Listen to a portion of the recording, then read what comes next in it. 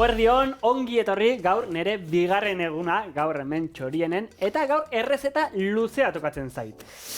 Gaur martxoak lau tradizionalen eguna. Hau da, errezeta tradizional bat egingo dugu, baino hemendikan urrutira joango gara. Kasu honetan, Italiara. Eta Italian egiten den risotto tradizional bat egingo dut, baino ikutu euskalduna izango du. Idiazabalgo gazta keetuarekin egingo dut. Kutxu berezia emango diot, eta zu gaur zer egingo duzu zigor?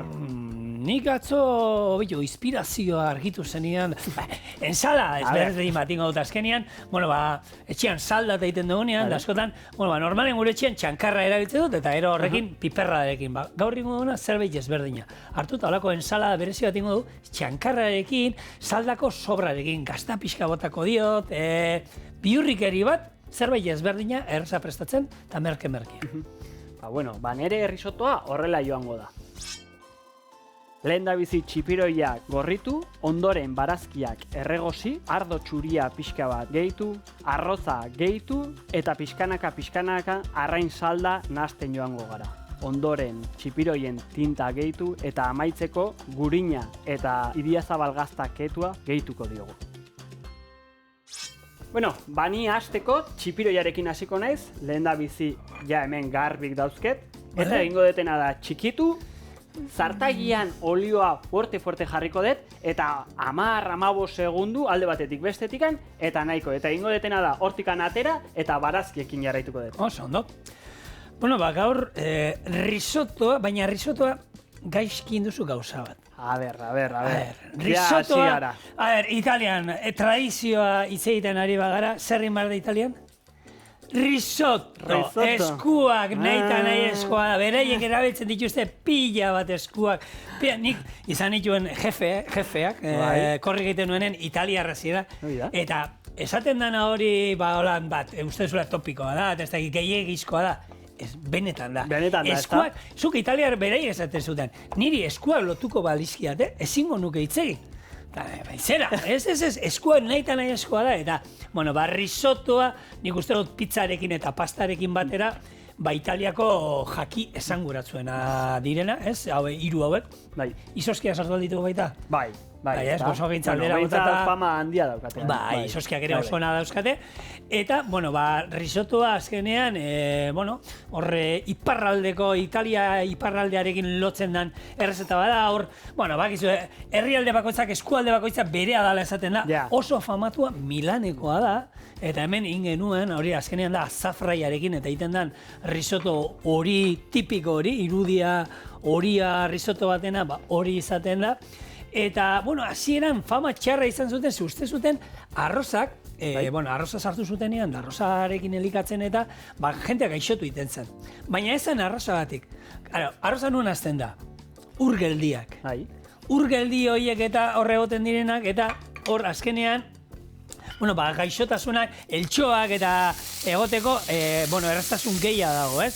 Eta horrek jenteak gaixotu iten zen, eta uste zuten zala arrozagatik, baina ez gero konturatu ziren, zala azkenean, lan egiteko tokiagatik, ez? Gehien bat, ez? Eta, hortik atera zen ja, zorionez bere fama galdu zuen, eta risottoan inguruan, hemen askotan hitz egin dugu, arroz ezberdina dauzkagu gaur egun, nik, arroz zailkapen bat egiten egingo banuke, 3 taldetan, lau taldetan banatuko nituzke. Lehenengo lagungarri moduan daudenak. Lagungarri moduan, guarnizio moduan juten direnak, horiek izaten dira arroz luzeak, ez? Basmatia, jazmin, eta oso usaintzua direnak. Ondoan aldamenian lagungarri moduan juten direnak. Proteina dakatenak. Hori da. Gero, izango zen, bigarrena, arroz paella bat egiteko. Horre dira, bomba eta horrelako erakoak. Horre nahi dira, arroz batzuk zeintzuk salda asko zurgatzen dutenak. Ondo, beraien abilezien artean ero salda asko zurgatzekoak, eta gero, mantentzekoak apurtu gabe. Risottoan taldea, 3. izango zen, 3. hemen izaten da, arborio eta izegin izan dugu. Karnaroli eraile dugu. Hori da, honek almidoi asko daukate, gero askatzen dute eta oso krematxu uzten dira, gu beti entzuten dugu, paella bat ez da ekutu behar. Risottoa guztiz kontrakoa. Hori da. Ekutu inbar dugu, hartu eta egurra eman behar dugu, eta almidoia nahi duguna, almidoia askatzea, ez? Eta, hau da, 3. laugarrena, ez? Eta azkena. Zein? Laugarrena, sushirako erabiltzen diren arrosak. Egia, Arroz, bai. ale txikiagoak dira, horiek ere ez dute horren beste almidoi, eta hor, badode bi hiru barietate ezberdin, eta horiek erabiltzen dira. Orduan, Sushireko arrozaren kasuan beti esaten da, lehen da bizi, uretatik, urrotzean pasa, almidoi guztia garbitu, eta ondoren sukaldatu, ez da? Bai. Ondo garbitu, nik badukat, Xuberoan lanean egon izenean, japoniar ono zan, sukaldari, baina, gogoratzen nahi zure izenataz. Sukaldari japoniar bat geneukan, urte pilati zituen, arek, euskeraz, ez dizute esango elkarrizketa bat eramateko moduan, baina oinarrizko ulertzen zuen, ze Xuberoan euskera asko hitz egiten zen, eta arek erakutsi zion, 12-15 aldiz ondo garbitu, ura garbitu, garbi hartu arte, eta gaina esate zuen, uretan sartu eta masajeatu in behar da. Hartu igurtzin behar dira arroz alea beraien artean, eta ura aldatu. Baina sushia egiten altzen duten, ez? Ez, guretzako, lantaldean dako. Familiko bazkarirako, ez da? Etxekoak hori jateko. Eta gero hartu, iragazi egiten zion ura, eta utzi berzan 15 minutu pausatzen arroz hori. Uretan lehenengo eta gero iragazten, hidratatzen uzten zuen. Eta orduan arroz horrek salda ur gutxia txukatzen zuen. Hemen, normalean arroz bat egiten dugunean, izaten da bikoitza, ez? Likidoa bikoitza izaten da arrozarekin. Paellera handi bat erabiltzen badugu, hirukoitza baita, ze hor lurruntasun askoz gehiago gertatzen denez, ur gehiago behar du. Sushiarekin, ordea, taparekin egiten dutenez, berak egiten zuen 500 gramo arroza, 500 mililitro salda, ura. Eta tapa inoiz ez zuen altzatzen, beti tapa estalita zeukala, eta bere lurrunetan egozten zuen. Nik kurtsillo baten egon nintzen, eta beti esaten zidaten ere, gero, etzenula utzi behar, bukaera arte egosita egon arte. Pixka bat lehenago atera behartzen duen, ze gero, ozpin pixka bat naizte zaio, ezta? Eta ozpin horrek egiten duna da, kozinatu. Eta horrekin bukatzen da, arroza egitez. Beste trukotxo bat? Mundu bat, azkenean, eta hemen bakizue japoniarra direla oso zehatzak danean, eta norbait espezializatzen bada, ez da, egonen batean, norbait jartzen badu risotto jatetxe bat, hango sukaldaria izango da, egon dana 15 urte Italian, espezializatu dela bakarrik risottoa egiten, eta, emango behiratuko ditu ale bakoitza ze tamainoko arroza behar diren, oso zehatzak dira, oso zehatzak danean. Danantzako, Bai, dananako. Bai. Baina, horako dira, bat da espezialista, ez dakit, sashimia egiten. Venga, sashimia arrai gordina, hori. Baina sashimia izateko beraiek daukate beraien tituloa bezala, eta titulo hori lortzeko, baina urteak pasatzen dituzte, eta esaten duzu, sashimia egiteko, bakarrik ebakuntza bat egiteko, horretarako hainbeste denbora, hainbeste kurtso, hainbeste urte. Horrela izaten da, eta sushi man esaten dan horietako bat izateko, oso jende gutxi iristen da izatera, eta titulo hori lortzea. Titulo bat jarri behar bagen izigu, zer zara, ez da turroiman, ez dakit, zein da zure espezialitateak oso gintzen, baldin badago bat. Nik esango dizut zein eztan, eta hori da pastelero. Ez zara pasteleroa? Ez gustatzen bate. Bakizu ze bat, nire atxonai deitze zieten pastelero. Bai. Pastelero, Tolosako pasteleroa, ez da? Eta ez zitzaion bate gustatzen. Ze garai baten, pasteleron ofizioa, zetorren Frantzia iparraldetik, eta ofizio horretan ez zituzten pastela bakarrik egiten. Gero, txarkuteria ere egiten zituzten, barazkia, pila bat gauza. Horregatikan, garai hartako politikoei deitze zieten pasteleros. Ze gauza asko egiten zuten. Bai, eskua toki askotan sartzen zutelako. Orduan, intxulto modun erabiltzen zen pastelero, eta nire atxona ez zitzaion bate gustatzen pastelero deitzia. Horregatikan, nik oin esaten dut, ez da, nik pastelero ez nio. Konfitero edo txokolatero. Ze pastela zuek egiten dituzue? Egiten ditugu, bai. Jatetxentzako, ezkontzentzako, edo zein pertsonantzako gerturatzeko baldin badago zotegira ere egiten ditugu. Osa, pixa pasteleroa bazara orduan.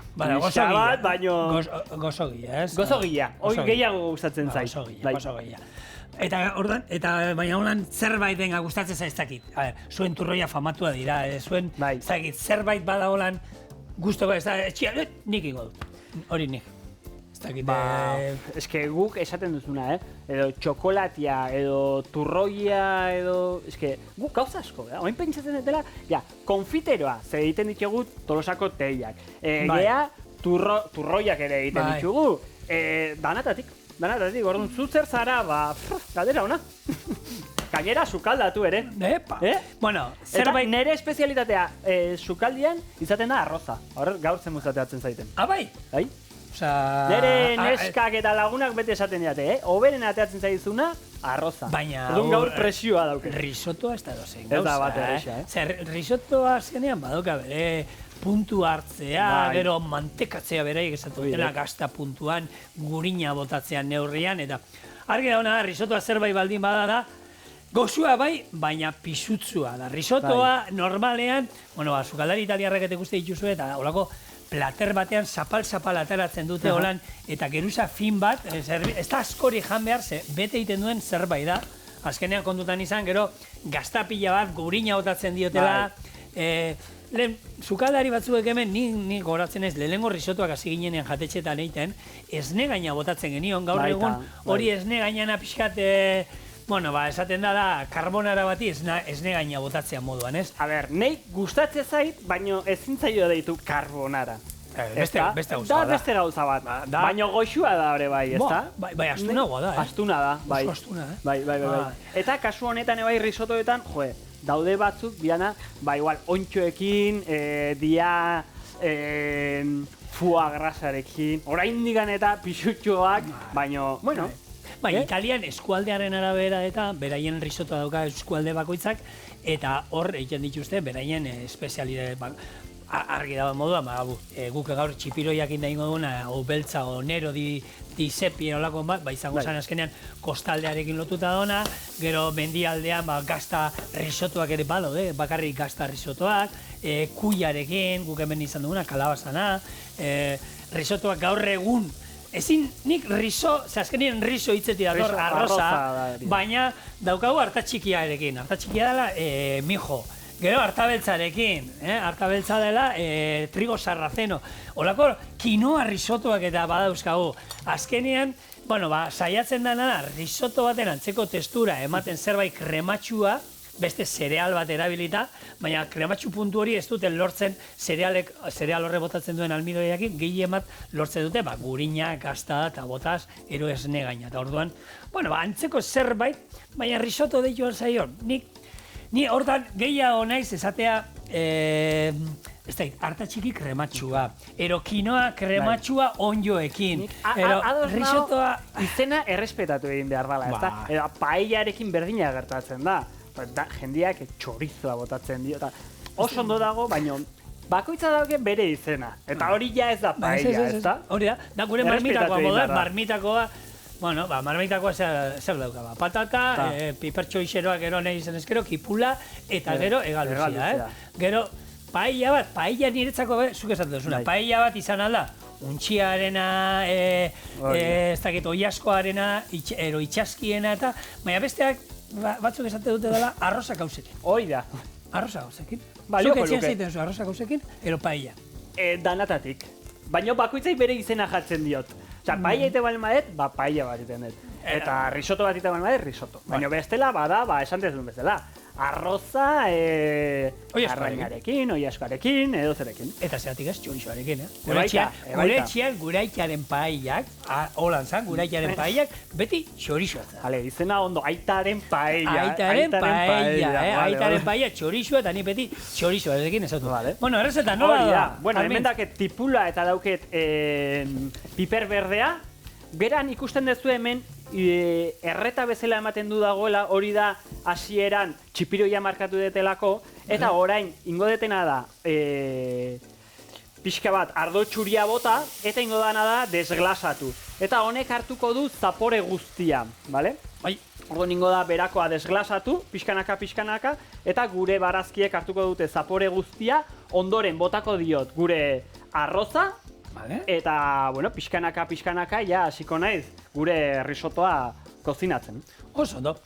Bueno, gure gaurko risotto honen, arroz honen lagungarria Idiazabal gazta. Azkenean bagizu hemen Idiazabala Euskal Herrian ekoizten den, gure latxa ardien gazta daukagula, gaina bakizu edala esneko ordinarekin eta egiten den gazta bada, hau prozedura, bueno, esaldu izan dugu inoiz, hor epeldu egiten da, gero gatxagia gehitzen diote, eta horrek egiten duena, bueno, hori batzea dana, ez? Gero moztu egiten da, arroz ale bateko tamainan ero holan moztu egiten da, eta erori prensatu egiten da, atara egiten da, moldetara pasa egiten da, eta gero, bueno, hor gatza ematen diote, emateko bi modu daude, gatza batzuk natural ematen diote gainetik, horre laguntzen duela, gatzaporia ematen da, eta azala bihurtzen, eta beste batzuk gasuretan sartzen dute. Zalazoian esaten ura gatzarekin, hor sartzen dute denbora batez, hor etxe bakoitzak bere sekretu izango du. Hor ja gaztage, bakizu, hartzaileak eta beraien gaztaren sekretua sekul ez dute kontatzen,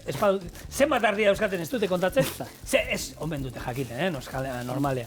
Eta gero gutxienez, 2 hilabetez, ontzen egon behar den gazta bada. Hor, normal, gaur egun kamara temperatura kontrolatuan izaten dituzte, 2-3 eguneri behin buelta ematen diote, homogeneo lehortzen juteko, eta ero hortik aurrera, batzuk nahi izan ezkero, ketu ero ezain. Nik enekiena ketzeko prozesua zen motza den. Zenba denbora dago? Ordu batzu bakarrik izaten dituzte, ez da, 12-18 ordu eri izaten dituzte, eta nik uste nuen, gero, gehien bat, gulako gazta lehiaketetara juten galenean, gaztaketuak bukaeran gastatzen ditugu beti. Bai, fuerteagoak dira. Oso fuertea, zapore asko daukate, eta bestiak iskutatu aldituzte, ez? Gazta naturalak esaten diena zuriak. Eta hoiei, ze zapore hartzen duten, gazta guztia barrukoak ere, ikusgarria da, eta nik uste nuen, ez da, egun batzuk ero izaten zituztela, toki berezi baten kearekin da, ez? Baina, uste dut, 10 ordu ero izaten dituztela, eta horrek ematen dio, daukaten, nortasun guztia. Hori da, hori izan behar nizunen, naiz eta ordu gutxi egon, kriston nortasuna hartzen du. Bai. Bale, risotoa, hor tinta bota diozu. Hori da, tinta bota diot, orduan ja hemen arroz guztiak hartu digu ja gure kolorea, eta ingo detena da, pixkanaka jungo naiz gure arrain salda botatzen, bale? Ez dio dena batea botako, baizik eta pixkanaka jungo naiz botatzen, eta horrelaxe jungo da, kozinatzen gure risotoa. Ikusiko dut nik noiz behar duen salda gehiago, eta pixkanaka botatzen joango naiz. Zebea arrozabea jungo da xurgatzen salda. Hor sukaldari handi bat zegoen, zentzu guztietan. Eta ale gustatzen zidan nola esaten zuen. Arroza buiaka egon behar da, ura eskatu behar dugu, ja dagoenean, ur gabe eta orduan gehitzen jun behar gara. Hor, ala ere, hemen aipatu izan dugu, dago tendentzi berri bat, gaur egun, gutxi gora era badakigu, ez? Risotto honek beharko du, ez da izen batur. Guztira, litro bat, litro 200 ero. Orduan, botatzen diote hasieratik 800 mililitro, hasieratik. Eta hori bai, denbora guztian nazten. Eta hor, tendentzi berri badago horra itxa. Zesate dute, hori botatzeana, betikoa, tradizioa. Azkenean, batzuk esate, baina horrela egiten da. Bale, baina gauza batzuk agian... aldatu daitezke, ez da? Hori da, agian ez daukate. Zatezu, horrela egiten da, baina segatik, beharrezkoa da, nahi eta nahi ez emaitza lortzeko, horrela egin behar bada, ados. Baina nik emaitza berdina ematen badizut.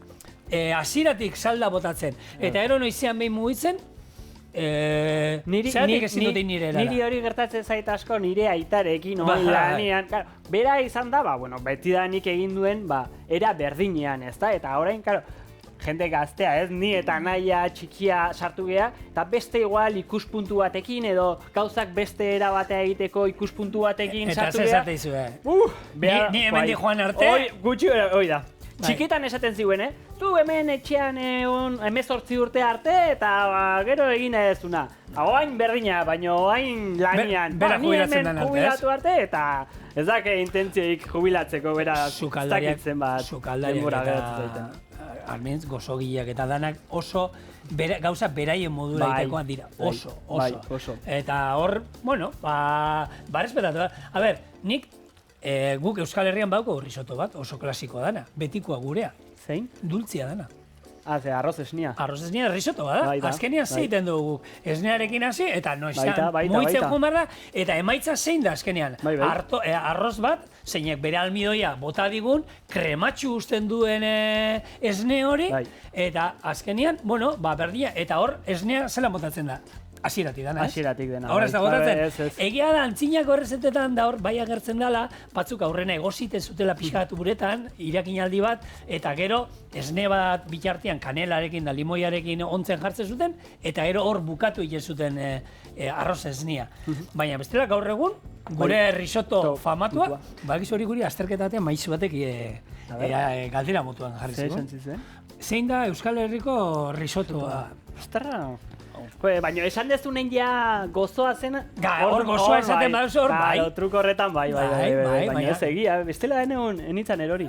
Eta arroz esneak berdina da, emaitza guk ematen diguna arroz esne batek, hori bai, mesedez, arroz esne krematxu egin. Bai. Da arroz esne batzuko gainean jartzen da, eta ez da erortzen. Eta alderantziz oso likidoa bali badago ore, sopa bat bezala de balido. Hori da, niri utza handiago iruditzen zait. Likido egia dagoenean, lodi egia dagoenean. Normalean arroza oso egosita gelitzen dara bai, Orduan, bueno, ez da erresa, puntu aurkitzearen esperientziak ematen dugu hori. Bueno, baketuen moduen, urteak eta urteak. Gaur egun, baketuak gu gazta etortzen zaigu, baina izokina, arraiak eta ketu izan ditu gizakiak, urdai azpikoak, aragiak eta ketu izan ditu, eta lehen garai batean, atzo hitz egin genuen, ez, oskailua, noiz asmatu zen, baina oskailurik izan arte, gizakia behar zuena da, janaria konserbatzea altzen denbora gehiena, eta konturatu zen, ketuta, gehiago irauten zuela.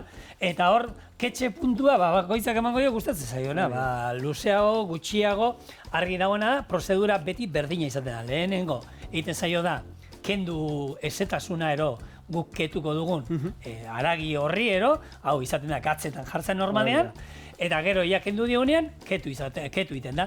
Nik ikasi nuen ketzeko teknika hotzean izaten zen, hau da, tximini antzeko batetik kea hotza iristen zen izokinera, ero arraira, eta gero horrek denbora luzean eukitzen zenun ketzen, eta gero dago teknika, ke beroarekin esan dezagun, hori askarragoa da, pizkat kozinatu iten du, baita produktua, eta, agian zapore fuerteagoak eta aurkitzen ditugu. Egia da, ketu horrek azkenen zaporea pixka bat ere aldatzen duela, ezta? Edo, karo, aldatu, iskutatu esan dezagun, baina, badago jende bat, ketuak ezin dituenak ikusi, eta beste batzuk. Nahi gustatzen zaizkit. Azkenengo urteotan, aurten lehenengo urte uste dut izan dela, Gernikako urriko azken astelenean, hor gaztaliak eta goten da, eta azkenengo urteetan ketuak ari ziren, gazta ketuak irabazten, eta aurten gazta zuri batek irabazten. Aspaldiko partez, eta egia da, badaude gazta ketu batzuk, gehiagizkoa da, esaten zu, jaten duzu eta danak keia da, eta esaten zu, ostra, nik gazta pixkat jatean nahi dut. Baina, behintzat kea naturala da. Osa, naturala da, hau da, beste toki batzuetan edo beste osagai batzuekin artifizialak izaten dira, batzutan aroma moduan, olio batzuk eta daude bereziak, eta ematen diezula, nahi duzu zaporea, honi.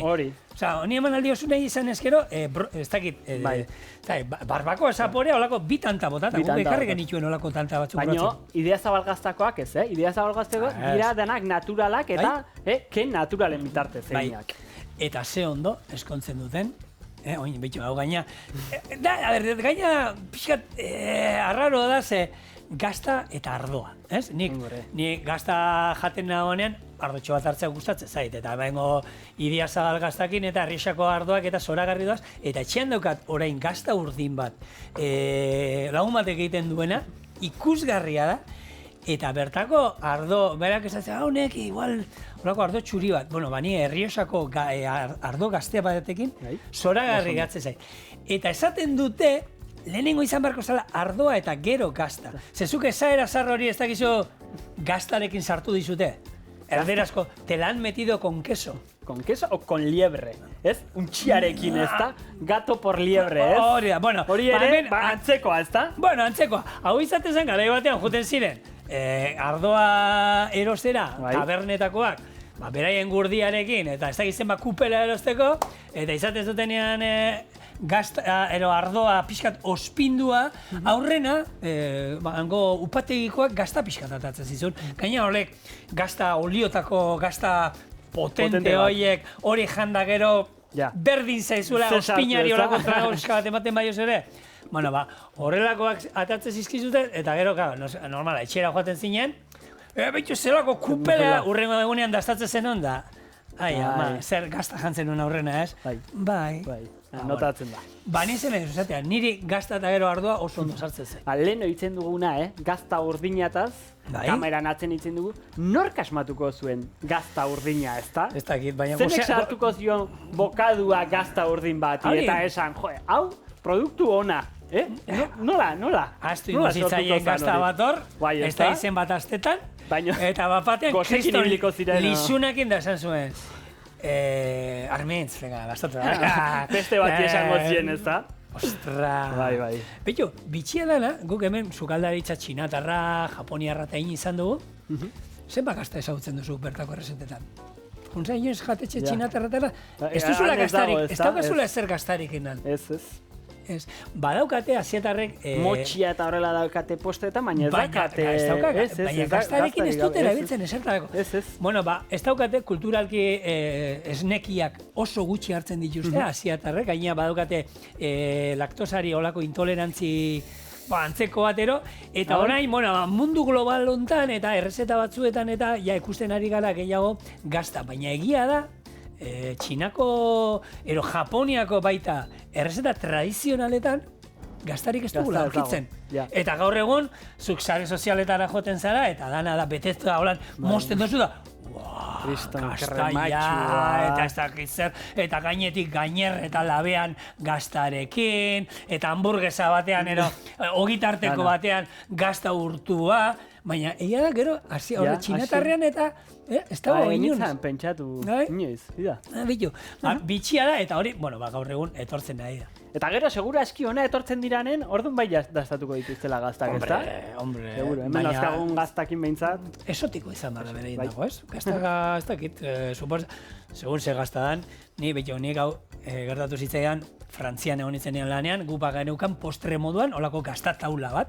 Eta nik hemen gazta urdina batzutan jaten nuen. Eta, inoiz sobratzen zanean pusketa bat, eta torrezan gozo gintzen, eta nahi aldek hau probatu gazta urdina, eta ni gustatzen. Osta, azan benetako rokeforra. Eta punta txiki batekin, gaina da oso gatzua, ez?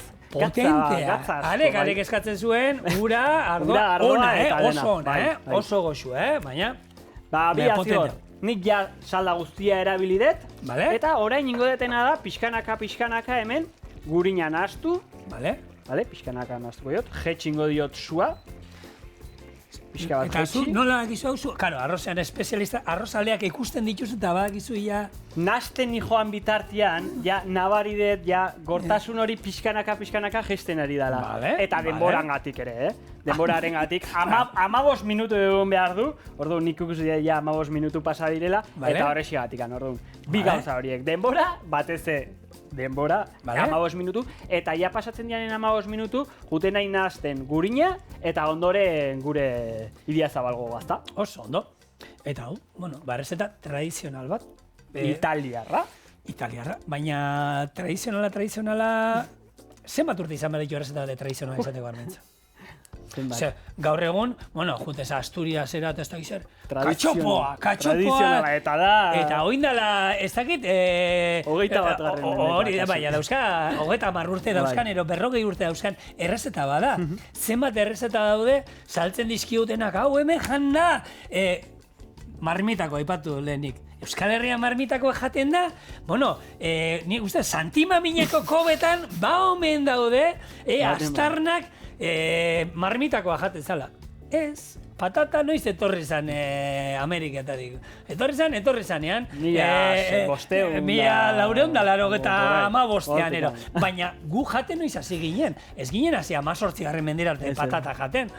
Orduan, tradiziona, bueno, askotan jaten bada. Hiztegiak ze esaten du, tradizionala zer da tradizionala? Tradizionala, askotan zerbait eskualde bateko produktuekin egindakoa baldin bada. Ezta? Bai.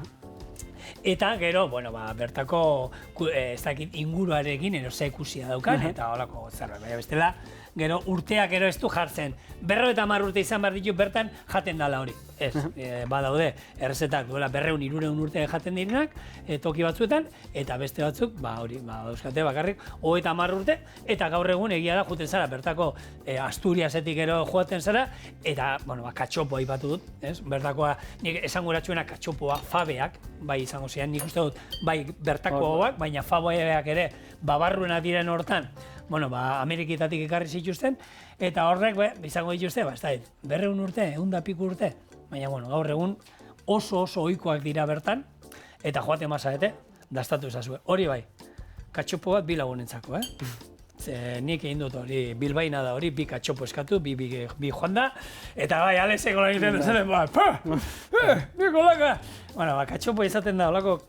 Bai. Txikia ez da izaten, Katxarra bat, patata frigitu zinguratuta, barruan gazta eta ordai azpikoa, eta gaina hori birrinduarekin dolako geruza hon bat. Hori, bigarren plater moduan, aurrena zerbait pikatu duzu, eta aeropostreari, Alez, exagerao. Bueno, Zigor, gure risotoa, amaitu dugu, gehitu diot gure gurina, gehitu diot Idiazabal Gazta, usaina ere nabari da, ezta, beroarekin beti iristen zaigu hobeto usain hori, eta listo, orain inbardetena izango da, pasa plater batera, gure txipiroia gainean jarri, eta gainetik motako diot lima azala pixka bat. Horrek emango dio bai usaina eta, ikutxu berezia. Oso ondo. Platerra hartuko dut, hemendikan. Platera behian, hau ikasten, berria da. Bigarren eguna.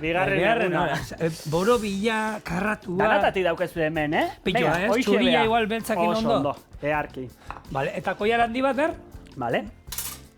Koiar handi bat? Hemen txegure risotoa. Karo, zu baskulenarekoa zara, hauek erabiliko dituzu holan... Banan jartzeko ez da. Oso tipikoa da, gaur egon zukaldariak, espadokate hau, asko erabili bestutingo, Baina pintzak, bai, nire garaien ez zeuden. Nire garaien ez ziren erabiltzen, honek. Hauek ez da gehit hileak entzeko eta holan, baina ezer gutxitako gehiago. Gero Italian egiten duten bezala, ez da? Beran platera... Zapaldu, zapala. Eta bakizu ze, pintzak erabiliko ditut. Baino, ez arrozarentzako, baizik eta gure txipiroiak ipintzen. Probatu zuri sardeska batekin jartzera. Sardeskarekin. Baina ez da berdin gelditzen, Ez da berdin gelditzen. Egia da kamara aurrean. Hala ere, Armintz. A ber, gomendioak. Biharko egunean, estatu batuetara salto emateko ero, esku hauek dana tatuajes bete behar dituzu. Eta pixka bat indartxuago igual, ez da? Jarri behar da, bai, ni Mexikon esan zian moduan batek, mi madre me dijo que no te fíes nunca de un cocinero flaco. Tan egala, venga. Bueno. Bida, gure azken ikutxua. Limoi pixka bat, gainetikan. Eta honekin, amaituta. Valentzian bezala koiararekin, ero sardeskarekin? Koiararekin, pixka bat, ez da? Venga, aurkeztu. Hementxe nire risotoa. Venga, aurrera. A ber zer moduz da hon.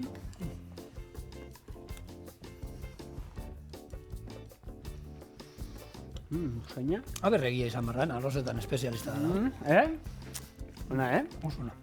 Oso ona, benetan. Gainditua. Gaina nikoa, harina dago, ez da holan pisutxua, ez. Oso ondo. Bueno, lehen errezeta, ondoren, bigarrena erreza izango da moztu, nahaztu eta zerbitzatu. Ensalada berezi bat.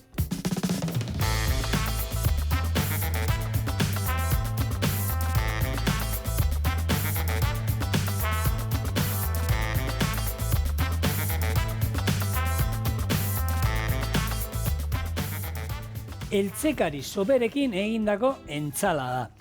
Eta pixkat erokeria, jenteak ikusten du da, txankarra da. Baina, azkenean daukaguna da, ensaladia errusiar bati, botako genizkion, antzeko osagaiak, baina aldatuta. Hemen txankarra, egaluzia bota beharren, txankarra gazta sartuko diogu, baina bestela zenario daukagu patata egozia, luzokerrak erabiltzen dira, ikutu freskoa de botateko sagarra, gero bitxikeri moduan apio pixka bat, gero maionesa. Egiteko modua zera baino errazagoa eta horrela ingo du. Osagai guztia laukitxoetan moztu, maionesarekin da perresiarekin ondu eta zerbitzatu. Orduan, hemen ja patata egosita daukat, eta 15-40 minutu, tamainaren arabera, dakizu, sartu labana eta bigunatatzen danean. Eta oingo duana, dana laukitxoetan mozte jongo naz. Gurruier gazta gure patata hau, errezil zagar bat ere sartuko dio, txankarra moztuta dauka dagoeneko, luzokerrak, eta azenarioa moztuta daukagula. Eta bizi puntua zek emango dio? Luzokerra bentsat nabaritxeko dugu. Luzokerra esan duzu. Zuk ezagutzen duzu luzokerraren potoaren teoria? Bakizu hori, bakit, baina patata nik harriekin ezagutzen nuen. Osea, gero, enteratu niz, luzokerren potoaren teoria daukala izena. Horrela izena du, baina esan dezun bezala, harriekin egiten da. Eta honek balio du, zereginak antolatzeko eta eguneroko denbora hobeto aprobetxatzeko. Eta nola funtzionatzen du? Hartzen dugu potea hutsa eta dauzkagu 2 harri. Osea, dauzkagu 3 harri. Hau da, batzuk handiak, beste batzuk ertainak, eta 3. da ondarra esango genuke. Orduan, irudikatzeko harri handiak dira bizitzan garrantzi handia duten zereginak. Hau da, osasuna zaindu, familia eta zaindu. Ondoren dazkagu harri ertainak, ez? Garrantzia dakatenak, baino pixkat gutxiago, ez da? Igual lana, kotxe bat erosi, baita garrantzia daukatenak, baino igual osasuna eta familia baino pixkat gutxiago. Eta ondoren dago ondarra dala gutxien behar duguna gure bizitzan, hau da, igual denbora gastatzen dugunean sare sozialetan, gauza hauetan, alperkerietan, zinemara joan, siesta bota... Hori da, ez dienak hain garrantzitsuak, ez da? Orduan, irudikatzeko honek esaten du, teoriak.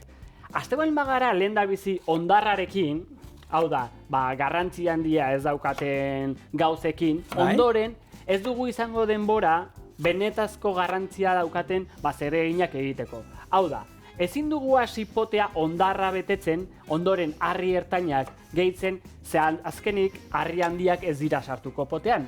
Horrexigatikan esaten dute sartu behar dela lehen da bizi harri handiak, ondoren harri ertainak eta azkenik ondarra horrela dana sartuko dalako. Beraz, organizatzeko gure bizitzan, garrantzitsuenarekin hasi beharko genuke. Osa, idatzi zerrenda baten, harri handia zertzu dira. Bihar egitea, baskari egitea, beharrezkoa da, ez? Horretako denbora hartzea. Bai. Familia zaindu eta hori. Gero, zerrendan, bigarren zer egin behar du bihar? Badaukat, kotxea konpontzen eraman behar dut, ero ez dakit. Ze gehiago da garrantzitsu, erosketak egin behar ditut, erropa berria behar dut. Hori bebe garrantzitsu izan, eta erlazioak ere. Erlazioak hori da, lagunei deitu, zaindu. Lagunarekin deitu, familiarekin egon, laguna balen badaukezu bisitatu, gurasoekin ere. Azkenen garrantzia bizitza honetan hori da, ez da? Gure erlazioa, gure familia, gure lagunak, gure osasuna, eta horri denbora eskaini behar diogu, ze denbora gastatzen balen badugu. Beste gauza batzuetan, azkenen behar eta garrantzi handia daukatenei, azkenen denborarik gabe geratzen gara. Eta bestea, 3. area, ondarra esan desuna, hori egiala, beti harri artetik esartu biten da, eta huekotxo bat beti, ez kirola iteko, kirola itea, ez dakit, neurri bat, izan alda garrantzitsua baita, baina bestela askotan lagunekin, beti tartetxo bat olako zerbaitetarako aurkitzen duzu, ez dakit, eta are moduan, ondar moduan erabiliarko genuke. Hori da, bai. Eta gero, beste teoria bat, deitzen dena, 5 orduen araua, eta arau hau erabiltzen dute oso jende, ospetsuek edo, dirudunak direnak, hau da, Warren Buffettek erabili du arau hau, Jeff Bezos, jende garrantzitsuak erabili du, ez dut esan nahi, beharrezkoa danik, baino, arau hau da 5 ordukoa, eta esan nahi du, ikasi egin behar dela 5 ordu astean zehar. Sartu behar dikezu 5 ordu ikasteko, 7 egunen zehar, gutxienez, hori. Eta horretarako saiatu behar gara, denbora ateratzen eta nola aterako genuke edo zer egin beharko genuke ikasteko, beraiek esaten dute garrantzitsuagoa dela batzuetan ikastea dirua baino. Orduan, ikasteak ez dizu kentzen tokirik eta horretarako denbora atera beharko genuke eta esan dezakezu, baina nik igual ez daukat denbora ikasteko, ezta? Orduan, denbora hauek aprobetxatzeko, adibidez, beraiek esaten dute, irakurtzea izan lehike horietako modu bat, ezta? Beste bat, ez da irakurtzea baizik eta igual audioliburuak entzutea edo podcastak entzutea. Eta denbora hau atera dezakegu, igual hilara baten gaudenean, zerbaiti etxoiten gaudenean, garraio publikoan gaudenean. Orduan, saiatu behar gara denbora ateratzen, egunean behintzat ordutxo bat ikasteko. Hori da teoria. Ja, hori beraiek esate duzu, aberatza dira eta denbora daukatelako. Eta ala ere, nik goimaiako sukaldarekin lan egin dut, eta horiek ez bostordu, horrek ematen zieten bizie osoa horretako. Zerbaitetan ona dana, almintzuk badakizu, fanatiko puntu bat badaukate. Baita. Eta orduak, ezke bereien da ez dira orduak sartzea, bereien gustora daudelako hori egiten. Bai. Ez, orduan, ez dakit, nik... ala ere, ikasteak eta kalterik inori ez, eta horretako bostordu gehiago ere sartu beharko. Ni hortan asko aldatu nahi dugatzen, ni ikastola nengoenen eta horrela, ez zitzaiten bate gustatzen ikastea. Zitzaiten gustatzen eskolara joatea, eta gaur egun aldiz, alderantziz, ikasten duten zerbait... Baina gustoko aukeratzen dituzulako. Hori da. Oina, hartu eta matematikak egiten. Horri igual gutxiago ez da. Baina, zerbait berria ikaste balin badet eta, bizitzarako balioko balit, nahi bintzat, hobeto sentitzen nahi zegoen horretan. Bai. Bueno, Armentz, hemen ikusi duzue, misterio askorik ez dauka. Patata egozia sartu dio, gruyer gazta, azenarioa, luzokerrak, moztuta, hemen gure txankarra, egozi eta ondo egozi eta pusketetan. Eta orain, honi, gatz pixka bat, oliba olio txorrota da bat, eta gero, maionesa. Nik etxian, hemen, esan du dizue behin baino gehiotan, ensaladilla errusia erraiten dudanean, maionesa sekul ez dio botatzen. Hori, mailan bakoitzak botatzea dauka, nahi izan eskero. Baina, errezeta honi, bai botako dut, nahaztuko. Gainera, txankarra erekin atera dan salda ere, hori aprobetxatzea. Hori aprobetxatu da baldu. Orduen, hau, ondo nazi, eta maionesa botako diogu, eta listo, gure gaurko ensalada berezia, eta txankarrari irten bidea bat emateko, zemen lantaldean badukau bat, salda asko gustatzen zaiona, eta beti zara, txankarra, zai gustatzen gehiei, gero piperrakin, eta, gaur, hau esan behar benau probatu duela, baina dagoeneko ez du probatuko. Zer maionesa gehituko dugu, eta orain bai ez duela probatuko. Orduan, beste aukera bat biatu beharko du. Zer, normalean txankarra, hori tomatearekin eta pipargorrearekin hartzen da, ere gozo-gozoa dagoela, baina hau bestera ere, erraza, eta momentuan egiteko. Eta ensalada bakarrik ez direla jan behar, udan, urte guztian, atzo bezalako ensaladilla errusiarra, era hau bezalakoa, urte guztian jateko aukera daukago, eta oin plater bat ataratzen badiazu. Venga. Daztatu, erdikoan, venga. Bingo dugu... Venga. Denbora... Platera hain txikian. Bueno, kenel bat ingo dugu, holako. Hartu eta, venga, gora etorriko gara. Osondo. Nabaritzen den, ikasi dugula, holako... Lehen, gari batean, holako gauzak egiten ziren, gaur egun ja... Izozkiarekin eta horrela, asko, izozkiarekin, gehiago da, teknika hartzen duzulan, eta ataratzea, eta hori, holako mus batekin, da, egia da, koiara bero batekin, batzukin berdira, ikasten da, ikasiko, ibili ezkero, esperientziarekin ez da. Guk eskontzatan jartzen gain dituen, 200 lagunen dako, holako arrautza bana, izozkiana, eta benetan... Egia da, izozkia hartzen dezunean, gero, hotza dagoenez izozkia, itxatxita gelitzen da goiarari, eta berotu beratikan, goiara berotzen danen, orduan ja, helatua edo izozkia gainean jatzeko presten elitzak. Hau asko zerrazagoa da, nahi izan ezkero, goiarak jarri alduzue, baina hemen daukazue gure eltzekari soberekin indako entzalada.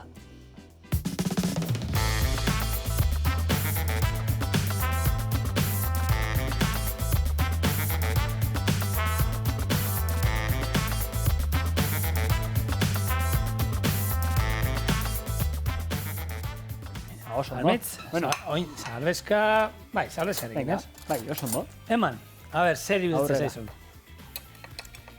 A ber, zer moduz dagoen. Bueno, honen misteri handirik,